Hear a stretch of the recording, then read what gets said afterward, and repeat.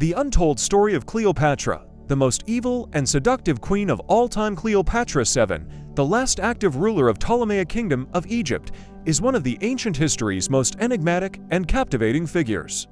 Her life was a fascinating blend of political intrigue, romance, and the struggle for power in the ancient world. Was she really able to seduce every man? What were her secrets to gain such a power over not one, but two Roman generals, Julius Caesar and Mark Antony themselves? We will delve into the life of the Egyptian queen today in the new episode of Hidden Origins. Welcome. Cleopatra was not Egyptian.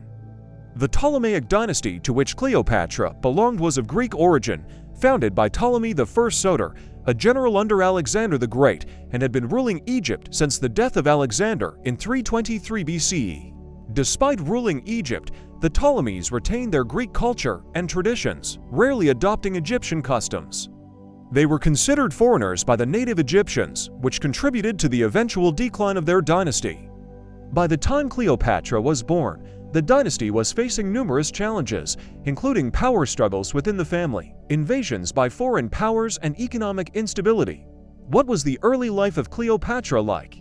Cleopatra was raised in a luxurious place in Alexandria, the cultural and intellectual capital of the Mediterranean world at the time, and was given a first-class education befitting a future queen.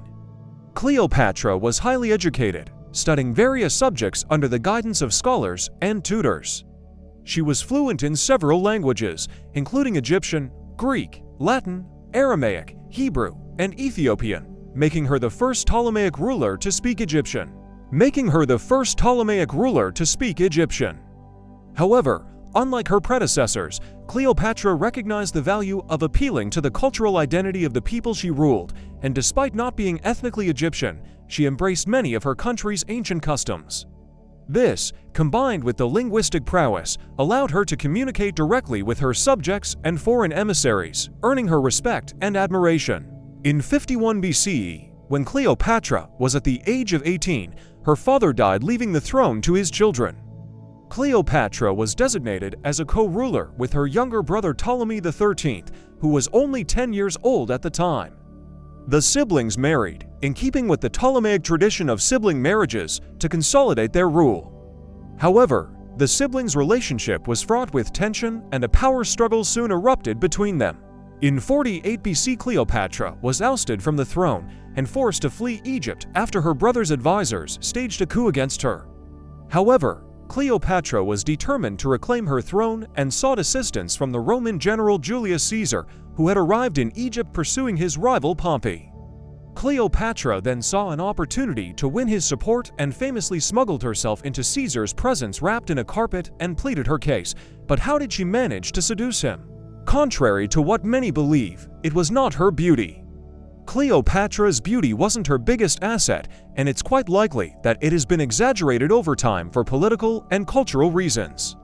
After all, she was a powerful woman in a male-dominated world, and her allure may have been seen as a threat to traditional gender roles.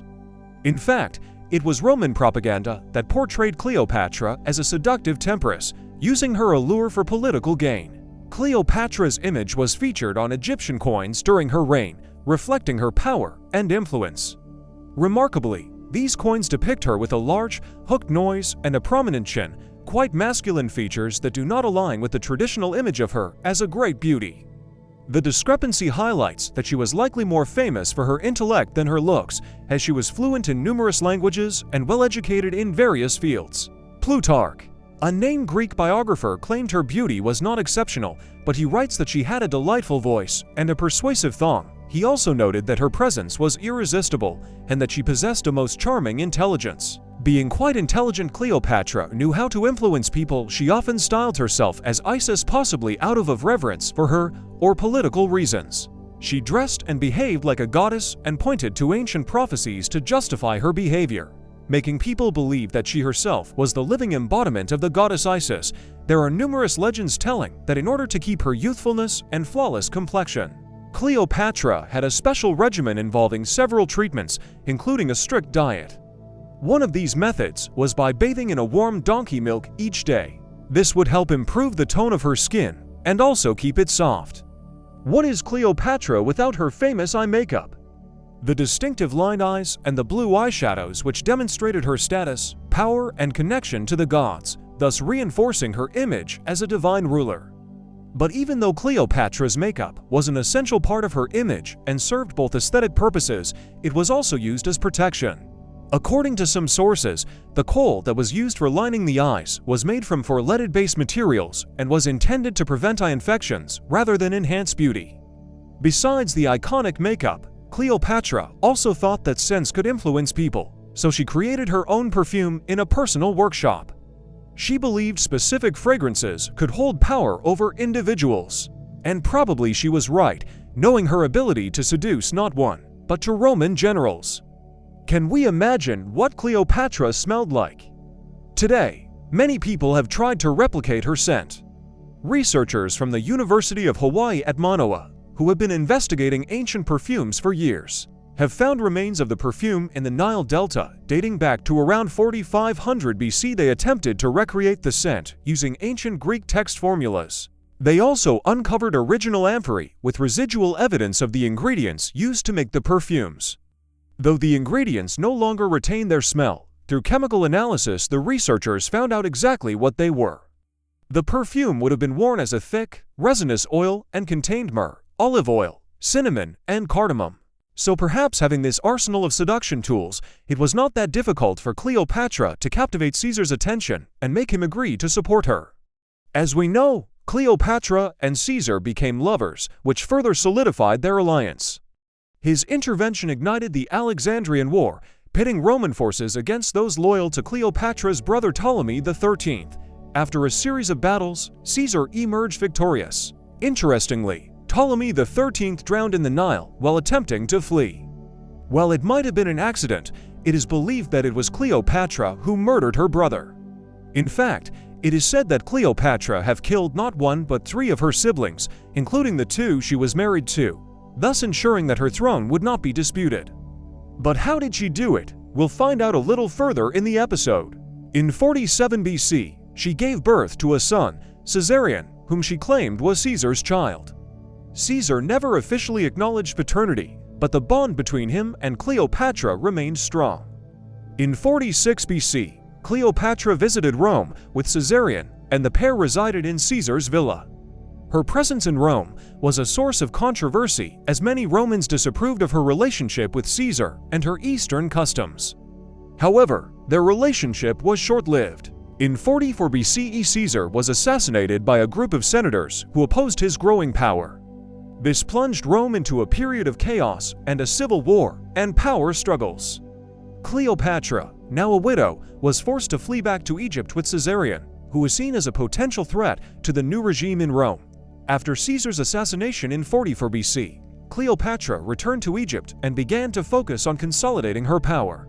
Her brother, husband died under mysterious circumstances in 44 BC. Most probably she had killed him so that she can rule Egypt as a sole monarch. In the wake of Caesar's assassination, a power struggle ensued in Rome with Mark Antony and Octavian, later Augustus, emerging as the dominant figures. In 41 BC, Antony summoned Cleopatra to Tarsus, a city in modern-day Turkey, to discuss her loyalty to Rome and her role in the ongoing conflict. Cleopatra arrived in Tarsus in a grandiose display of wealth and power, sailing on a golden barge adorned with purple sails and silver oars.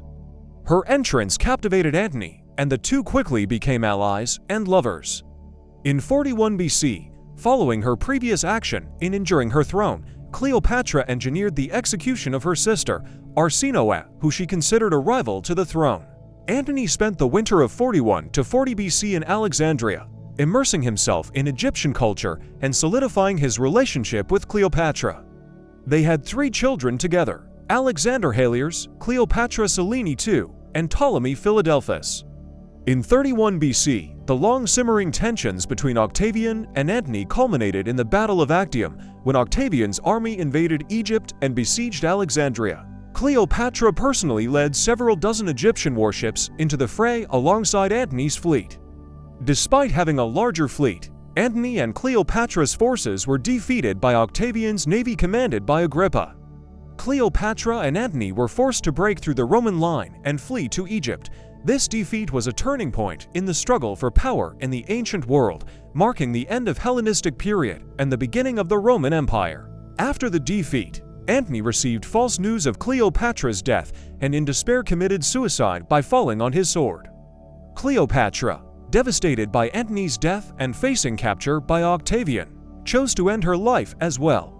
Their tragic story, that even might have influenced Shakespeare in his Romeo and Juliet masterpiece, is told by Plutarch, who explains that after the defeat, Cleopatra was afraid that Antony thought she had betrayed him when Octavian's forces took control of Egypt and Antony's soldiers deserted him.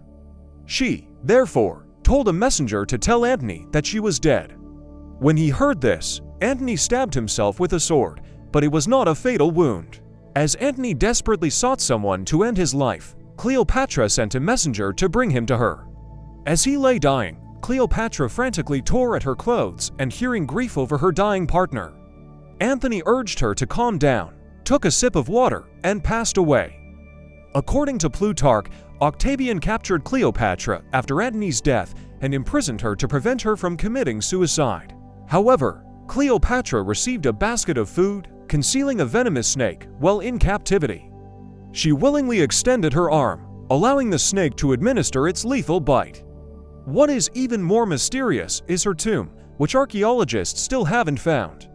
It is said to be a magnificent golden mausoleum adorned with precious gemstones and intricate carvings. Plutarch and Suetonius hint at a hidden location within Alexandria's palace complex, but time has filed the tomb's secrets beneath layers of natural disasters and modern construction.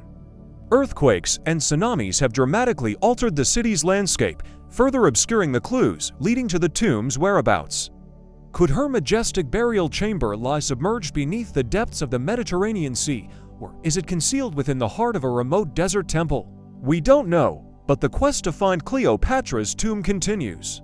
Cleopatra's cultural legacy is vast and enduring, spanning centuries and influencing art, literature, and popular culture. As one of the most famous women in history, she is remembered for her intelligence, beauty, and political prowess during a turbulent period in ancient Egypt. Her life has been depicted in literature and drama, with William Shakespeare's play Antony and Cleopatra being one of the most well-known portrayals. Cleopatra's enigmatic persona has captivated artists across different cultures and time periods, resulting in a wide range of artistic representations. Her distinctive makeup and fashion style have inspired beauty and fashion trends, solidifying her status as an enduring symbol of elegance. Adaptations of her story in films, television shows, and novels, such as the 1963 movie Cleopatra, starring Elizabeth Taylor, have further contributed to her ongoing mystique. Cleopatra was also a fervent patron of the arts and architecture during her reign as the Queen of Egypt, demonstrating her appreciation for cultural development and enrichment. One of the most notable contributions to cultural legacy is the establishment of Alexandria as a center of learning and culture. She supported the Library of Alexandria, which housed thousands of manuscripts, making it one of the largest libraries in the ancient world that had influence on the development of Western philosophy, science, and literature. She actively commissioned and supported the construction of magnificent buildings and monuments, which served to enhance the prestige of her rule and showcase the fusion of Hellenistic and Egyptian artistic styles. Cleopatra's patronage extended to artists, poets, and scholars, whom she encouraged to contribute to the cultural landscape of her kingdom. By fostering the growth of arts and architecture, Cleopatra left a lasting impact on Egypt's cultural heritage, highlighting her vision and commitment to creating a rich and vibrant society. Cleopatra's story is one of political intrigue, personal drama, and tragedy. She was a skilled diplomat and administrator, using her linguistic abilities and charm to forge alliances and maintain her rule. Despite her challenges, she was able to maintain her position, and what is more notable is that under her reign, Egypt experienced a period of relative stability and prosperity despite the events that mark her time on the throne. She was a remarkable figure who defied the odds to become one of the most powerful women in history. Her life and legacy continue to fascinate people to this day, and she remains an enduring symbol of power, beauty, and tragedy. We bow before you and thank you for watching another episode of Hidden Origins. Keep your minds open, never stop exploring, and until we meet again.